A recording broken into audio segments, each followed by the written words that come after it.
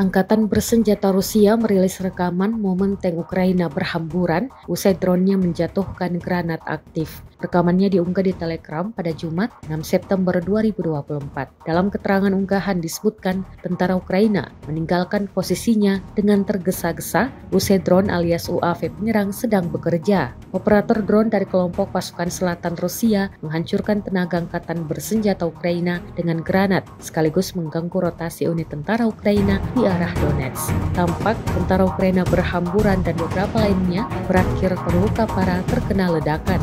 Rekamannya pun kini telah menuai berbagai komentar dari warganet.